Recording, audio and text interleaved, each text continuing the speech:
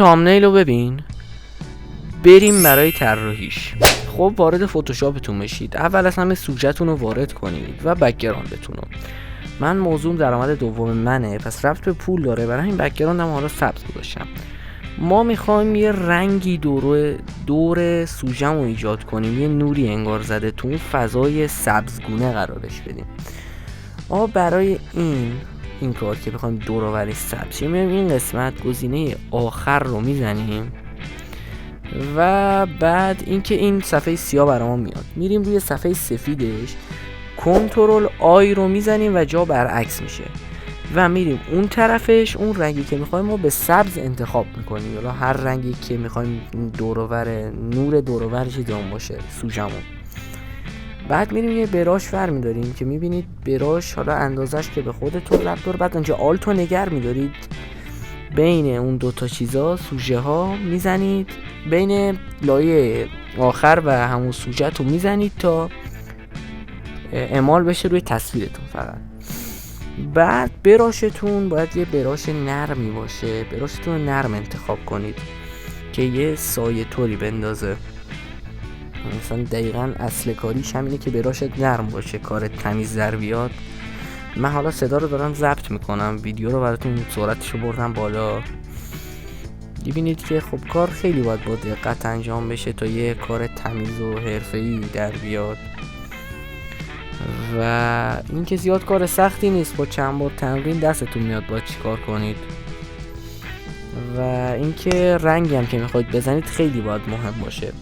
من خودم این رنگ سبز رو از بک‌گراندش الهام گرفتم. حالا اینکه تموم شد میریم برای چیزش، اینکه تصویرمون خب خیلی خامه، متن باید اضافه کنیم. من مثلا این طرح‌ها رو آماده کردم، دانلود کردم از قبل که وقت ویدیو رو نگیره. پول و مثلا چند تا سایه اینو از قبل من داشتم.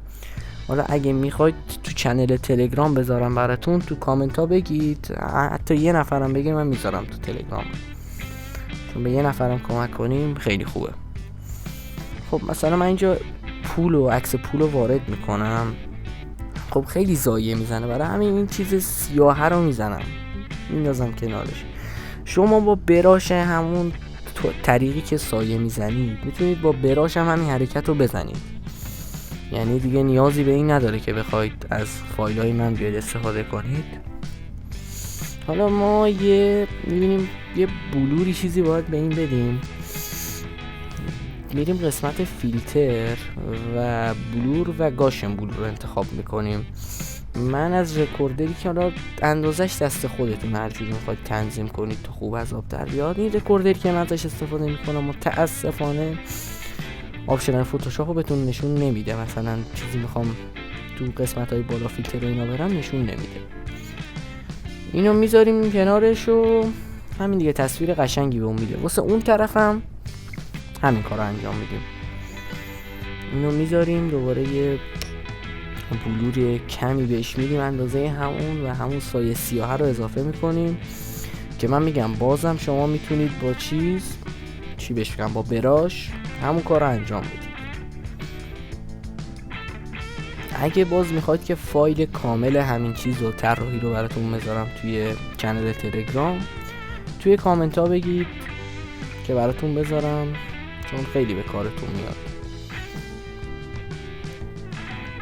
خب اینو باید ببریم اون و حله. دوباره باز همون سایه سیاه رو میدیم به اون طرف تصویرمون. خب دیگه کاری نداریم، باید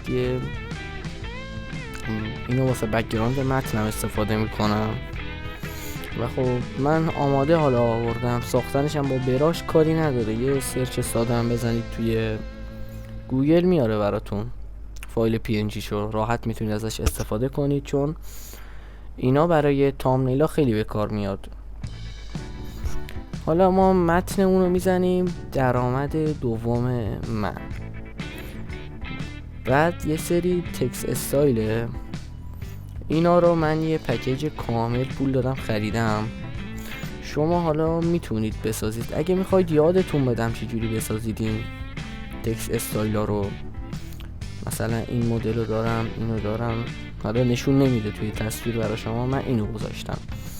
اگه آموزش ساختن اینا رو میخواید که توی کامنت ها بگید، یه ویدیوی کامل اصلا مخصوص ساختن همینا بهتون میدم. بیت کوین هم میندازیم اینجا. اینم حالا برای اینکه خیلی یه جوریه یه بلور کمی بهش میدیم. آره اینجوری خوب. خب همین تامنیل ما به همین سادگی ساخته شد، مختصر و کوتاه. دوستتون دارم. اگه باز آموزش فتوشاپ میخواید بهم بگید. خداحافظ.